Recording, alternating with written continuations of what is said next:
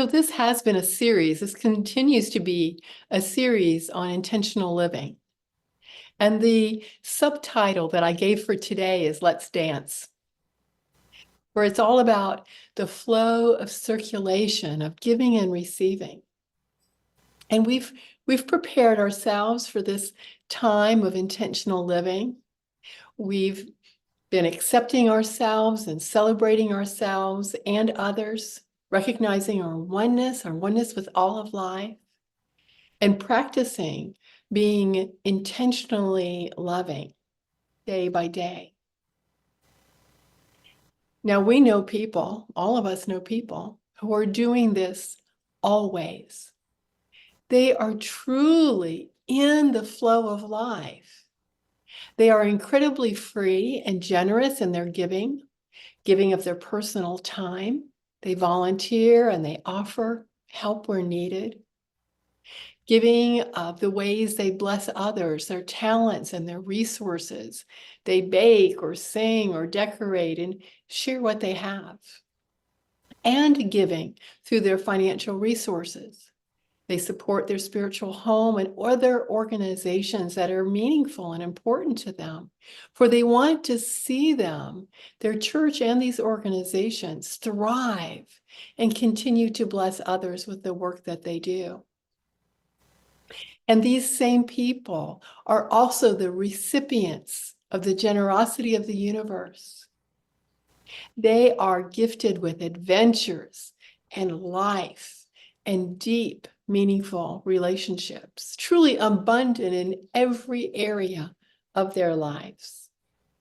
For these folks understand that they are the temporary stewards of their abundance, of their prosperity, that what they have is meant to be shared, to pass on, not to hoard or to stash away. We all want to be one of those people. There's an excellent little book, and it's called It's Not Your Money by Tasha Silver. And the byline is How to Live Fully from Divine Abundance. And this book by Douglas Lawson, Give to Live, How Giving Can Change Your Life. These beautiful gems propose that life and all the goodies we experience are meant to be more than ours alone. They are meant to be shared from our hearts openly, freely, and with great joy. There's a Chinese proverb that goes something like this in the translation. If you want happiness for an hour, take a nap. If you want happiness for a day, go fishing. If you want happiness for a month, get married. If you want happiness for a year, inherit a fortune. If you want happiness for a lifetime, help someone else. Jesus says it's better to give than to receive.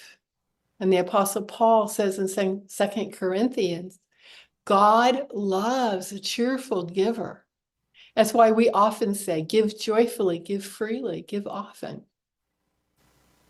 Now, we all also know folks, all of us, who will be generous in one of these three ways, time, talent, or treasure, or maybe even two, but are not committed to the beauty and the synchronicity, to being in the fullness of the flow of life. They'll give of their time, perhaps, but not their money. Or they may give their money, but not give of themselves, their personal time. Don't ask me to do something, let me just write a check.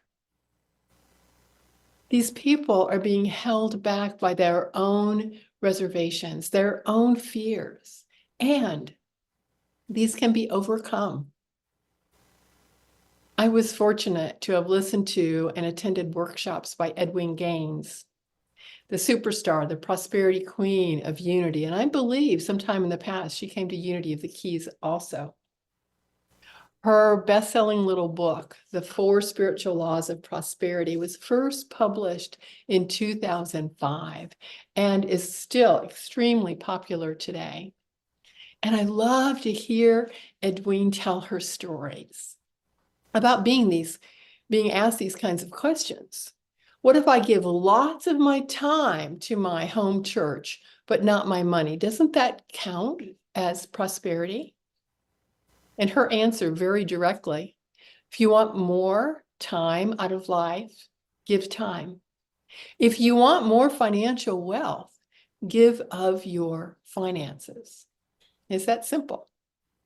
Holding back, whether your time, your talent, or your treasure, prohibits you from fully experiencing the law of circulation, the flow of life, the gifts, the generosity of the universe to the fullest. I recall Edwene also telling stories of people who would come to her and say, I've read your books, I've gone to your workshops, I'm following your advice, and I'm still not experiencing prosperity in every area of my life. What am I doing wrong? And Edwene would pause and she would look directly in their eyes, really connect and say, who have you not forgiven? Who have you not forgiven? Edwene, who's well into her 80s now, recently published a new book, and it's called How to Become Debt-Free. Forgive. Her unforgiveness ranks at the top of what prevents most people from being the love that they are meant to be, to living lives that we are all meant to live. Unforgiveness is a stranglehold. It's the chains on our wrists. It's the weight around our necks that are preventing our full participation in life. Imagine a cloak, a large cape, and we each have one. Every person on the earth wears a cape. Now, these capes can be used as disguises to hide something, like a cloak of secrecy, dark or menacing. Or they could be used to ease our movement like wings, light and uplifting. In truth, most of our capes are probably like the coat of many colors. There is lightness and love, and there are spots of darkness, places of fear and unforgiveness. If there's a lot of fear, years of unforgiveness, our cape may be lined with heavy weights, pulling us ever downward when our hearts want to fly. And it is through awareness, it is through honest self-examination that we can identify those spots of darkness and work through them, lightening them, releasing the darkness, and revealing the light of love, feeling free and absolutely unencumbered in the cape of love that we gratefully wear and gratefully share. And it takes commitment to do the work, to examine ourselves where those sparks of darkness, the fear and the unforgiveness reside, and to be ruthless in the endeavor to let them go. Now, you have a spiritual toolbox. We each have one. And you know how to work on forgiveness. We use the practice of Ho'oponopono, stated simply as, I'm sorry. Please forgive me. Thank you. I love you. Every time you have a less than loving thought about someone or something, I'm sorry. Please forgive me. Thank you. I love you. And you can expand upon those statements if it's helpful to you. I'm sorry for judging you. Please forgive me for forgetting that you are me. Thank you for all the ways you bless this world. I love you. You are me and I am you. And you don't even have to know the name of the person or know them or the group, the person that cuts you off in traffic that you find yourself having a less than loving thought about. That person in the grocery store who's very overweight and wearing clothes several sizes too small for them that you find yourself judging for their appearance. That dog owner that you curse internally who fails to clean up after their pet. As soon as you recognize the less than loving thought, go to it. I'm sorry. Please forgive me. Thank you. I love you. And it works. You find yourself breathing easier. Your thoughts are more loving. You feel more at peace with yourself. And this is a great tool to use when forgiving yourself. You can also practice 20 minutes of blessings. This is a favorite of Edwene Gaines, something that she says she does several times a year. You can put it on your calendar and do it at least twice a year. Find a quiet place where you can sit and be undisturbed, and then search your heart. Start with your childhood, your early years through grade school, on through middle and high school, your early adulthood, different neighbors, different jobs, different colleagues, different friends that you've had and acquaintances. Consider everyone you can, everyone you've ever known, and watch for flags. Who seems to hold a bit of an discomfort within you, that you're holding an angst towards, someone who's not passing peacefully through your heart? Then sit and imagine you are blessing them. Say it out loud if you need to. I find that's helpful to me. Blessing them with everything you can think of that you know is important to them. And when you run out of things that you know that's important to them, add some things that are important to you. I'll give you an example. Sally, I bless your life. I see you enjoying all those things that I know are important to you. I see you spending time with your family, with your brother, with your stepchildren.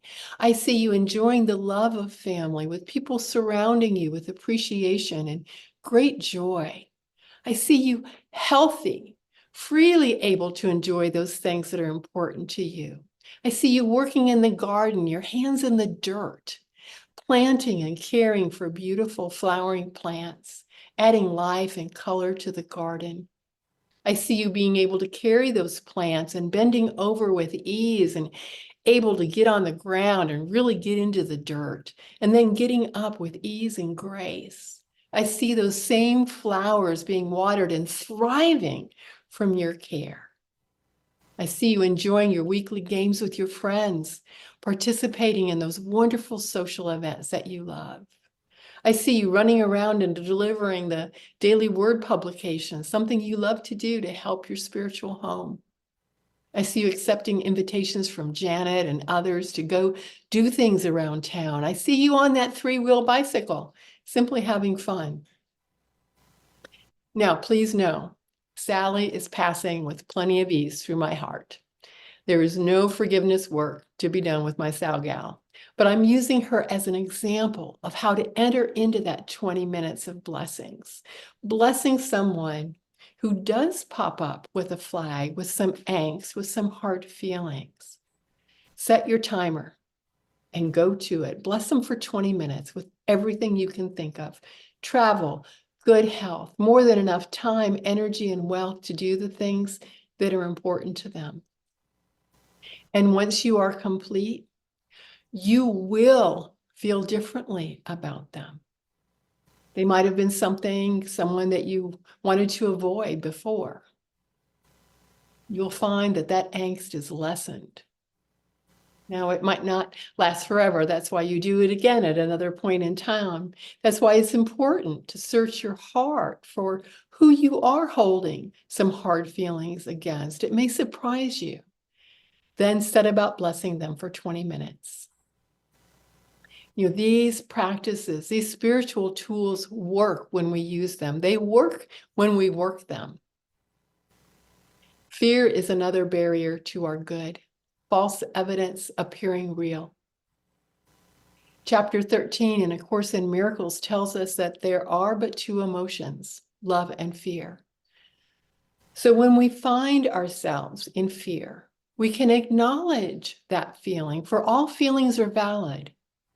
Then explore the why without judging ourselves, being gentle with ourselves for however we are feeling, and affirming we are just visiting this state of less than love. We will not get stuck there. We can begin a 21-day challenge for ourselves, working towards softening our perceptions of others and our world. 21 days of no complaints, 21 days of no gossip, 21 days of no negativity. We can start or restart a gratitude journal, shifting our attention to what we are grateful for, what is working for us, and emphasizing the good. And lastly, as a tool, you know how to meditate, how to practice mindfulness. We know all of these tools. We've done all of these tools, and we'll do them again and again, having them impact us in a deeper way each time, shedding another layer of our humanity and replacing it with revealing our divinity. It's time now to choose to truly jump into the flow of circulation, allowing the universe to bless you with its generosity. What is holding you back? Where are you holding back? You know, Carolyn and I have been attending a monthly Zoom call with Unity Worldwide Ministries in a group called Let's Grow Together. And it's been going on for now well over a year, each month hearing different speakers and listening to different approaches in our spiritual centers. Well, Unity of the Keys is being featured next month, as I'll present several of the programs we've developed here and ways we've adapted what we've heard on these calls. Now, one of the regular speakers on the call is Dennis Green, and he has lots of wonderful ideas, and he is so passionate. One of his pet peeves is the use of the word tithe. He says that anyone under the age of 80 hates the use of this archaic, old-fashioned term. Well, I'm not 80, and I love the word tithe. Tithe simply means 1/10. It's a guide. And you hear us say each week that we as a spiritual community tithe. That is, we give 10% of all money that comes into the church, whether it's Sunday morning offerings or rent for use of the building, donations, purchases from the bookstore, love offerings for classes and workshops, whatever. We give 10% each week to where we are being spiritually fed, just as we encourage our members to do for us as their spiritual home. We also say each week that we support each individual on their path of intentional giving, intentional living, intentional giving. It's all tied together in living our lives to the fullest and experiencing the goodness of life that's available to each one of us. And it's what I want for you. That is what I want for me and everyone I know and everyone I don't know. Participating in and living fully in the flow of life and experiencing the generous, unexpected, and truly precious gifts of the universe. And so it is. And so it is.